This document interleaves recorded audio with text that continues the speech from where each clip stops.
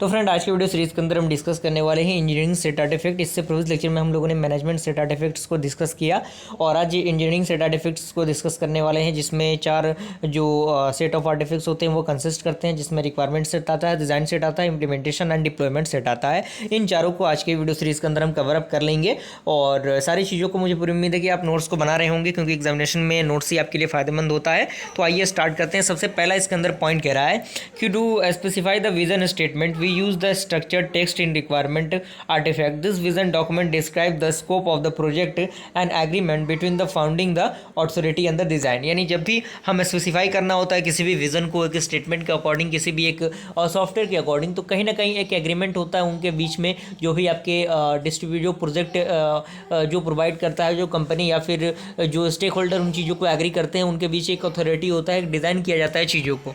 यानी क्लियर कौन कौन सी चीज़ें रिक्वायर्ड होती हैं उनके अंदर, वो चीज़ें होती हैं। And here we use the some ad hoc format for supplementary specification, यानी कुछ हमें एडहोक फॉर्मेट की ज़रूरत होती है।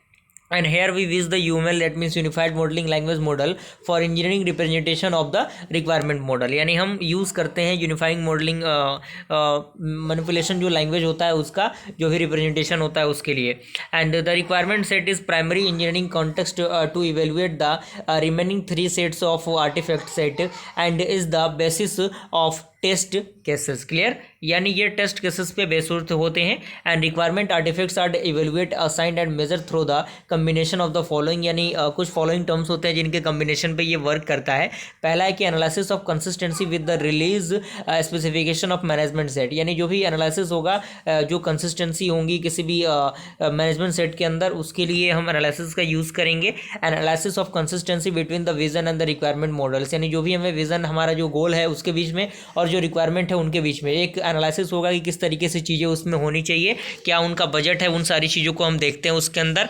एंड थर्ड आपका है mapping against the design implementation and development set to evaluate the consistency and complete and the semantic balance between the information in the different set. Okay, and अगला पॉइंट कह रहा है कि analysis of changes between the current versions of requirement artifact with the previous version, यानी जो आपका current version है वो और जो प्रीवियस वर्जन है वो, उनके बीच का एक एनालिसिस होता है जो कहीं ना कहीं उन चीज़ों को मतलब प्रिडिक्ट करने में मदद करता है। फिफ्थ आपका आता है subjective review of other dimension of quality, यानी सब्जेक्टिव रिव्यू देना होता है किसी भी अदर डायमेंशन के लिए उस क्वालिटी के according.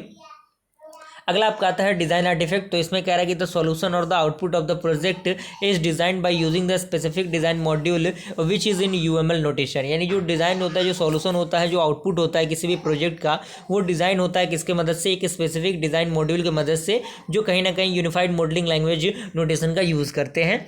And the design set consist of the varying level of ideas that represented the component solution space, यानी जो डिज़ाइन सेट होते हैं वो कंसिस्ट करते हैं डिफरेंट टाइप ऑफ लेवल्स को, आइडियाज़ को, जो रिप्रेजेंटेड करते हैं कंपोनेंट सॉल्यूशन स्पेसेस को। ओके, एंड अगला पॉइंट कह रहा है कि it contains the various level of abstraction and base structure and behaviour information to find out the bill of the material, यानी जो भी आपका मटेरियल होता है, जो भी चीज़ें हम डिज़ाइन करते हैं उसके अकॉर्डिंग जो भी बिलिंग प्रोसेस होता है वो ही इसके अंदर आता है। और अगला पॉइंट कह रहा है कि the design model information in many cases automatically translate into the subset of implementation and deployment set artifact, यानी वो ऑटोमेटिकली चीज़ें इम्प्लीमेंट हो जाती हैं।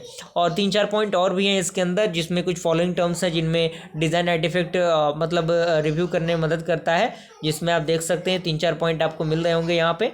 और अगला आपका फ्रेंड है इम्प्लीमेंटेशन आर्टिफैक्ट। तो नाम से ही आपको पता लग रहा होगा कि किसी भी चीज़ों को इम्प्लीमेंट करने की बात हो रही होगी इसमें। तो इसमें कह रहा है कि the implementation artifact set include the source code that is useful to develop the working component and any executable required to test this component, यानी इम्प्लीमेंटेशन आर्टिफैक्ट जो होता है वो सेट होता है जो इंक्लूड करता है सोर्स कोड को, जो यूजफुल होता है किसी भी चीज़ के डेवलपमेंट के लिए, वर्किंग प्रोसेस के लिए।